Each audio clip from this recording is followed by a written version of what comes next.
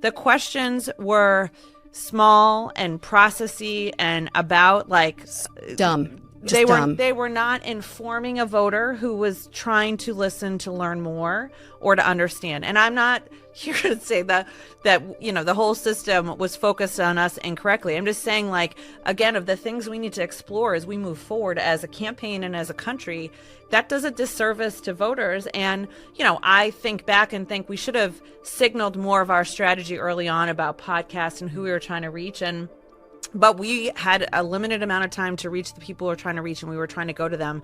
But being up against a narrative that we weren't doing anything or we were afraid to have interviews is completely and also like took hold a little bit. And we just gave us another thing we had to fight back for that Trump never had to worry about.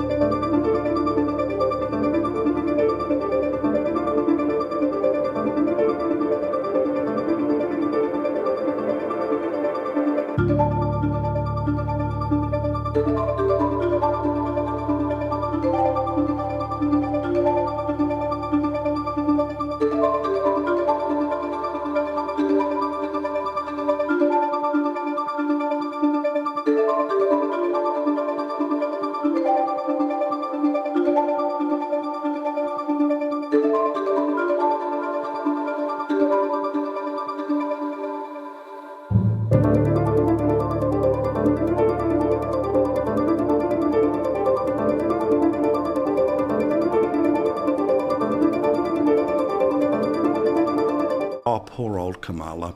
Of course, she was supposed to right now just be measuring the curtains, changing the things, telling Joe to get out of the way, start her presidency 2 months early. Then democracy, of course, took place. I don't know why I did that, but that's their version. No, because when it's democracy, it's our democracy. When they win, and it's just, yeah. So she buggered off to Hawaii, while, of course, the beginnings of potentially World War III are starting to play out. But her staff are now talking to the super political people and are starting to say leave all the options open for Queen Kamala, including that she may run again in 4 years' time. If not, she might become the governor of California and then run 4 years after that. Interestingly, a Democratic strategist who's on a YouTube show that I watch an awful lot of, if we can bring this back from the editorial guys, you know it, he says no one is scared of this. No one is turning around in the Democratic Party going, oh my goodness, it's like Donald Trump is planning to run for the third time. There is no chance anyone else can run. There's enough padding. Here he is, and I like his smile. Who is going to force these questions about her as a candidate are her opponents. People who are thinking about 2028, they've got very skilled staff. They're going to start to leak stories to make sure that she doesn't jump to the front of the line and cut them out. And I don't think any Democrat fears her in 2028.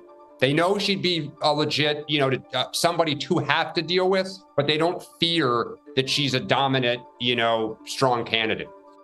So, good point, right? So, look, she can try as she might. Third time lucky. Of course, for Trump, he ran 3 times, won 2 out of 3. Third time and her winning 0 out of 3 might be the result. What do you reckon? Well, I reckon that the Democrats, if they're going to win the presidency again, they're going to need to go back and start actually trying to do business with the working class constituency that they have sent off to the Republicans. And it's not going to be Newsom, it's not going to be Harris, who the more anybody saw of Harris, the more they realized she was a vapid socialist idiot. But I reckon it's going to be somebody like Josh Shapiro, the governor of Pennsylvania. He did not want to be the vice president. I went and watched a bunch of the stuff that he has done. He's a very smart, very sharp, intelligent guy, youngish. He could be the next future for the Democrats in 28 if the Democrats do what they need to do, which is to reconnect with actual real people and not people who, are at the very top and very bottom of the economic spectrum. Yeah. But also, this idea that, I know Trump's going to be in his late 70s, Biden's in his late 300s.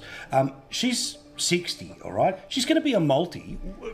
She's been in public life for 30 years. Why does she have to run for anything? She is, if she actually thinks this, she is absolutely deluded. She is an absolute pariah within the party. Correct. The one thing that everyone will be able to agree on, and it will be politically convenient for them, because they can cover their own asses, because I can promise you everyone else needs some blame to wear as well. But it'll be like the cops who, they arrest someone for murder and they know they've got him on that one, and so they just hang the other 60 unsolved homicides on him as well and send him away for life. She will be all the problems. She is going to be all the problems. She is most of the problems. It was a disgraceful campaign. From what I read, I can't pretend I've got sources in the party, but if this was happening to the Labor Party, everyone in Labor knows exactly what's happened over there. I'm told that, people like Nate Silver are saying the Democrats genuinely understand this. Your bloke there genuinely understands this. Other people, even Morning Joe, understands it. Even AOC is starting to go, oh, gee whiz, maybe they people don't need to know my pronouns. They say it now, and then the groups that have pulled them left keep screaming. Thank you, guys. Do appreciate it.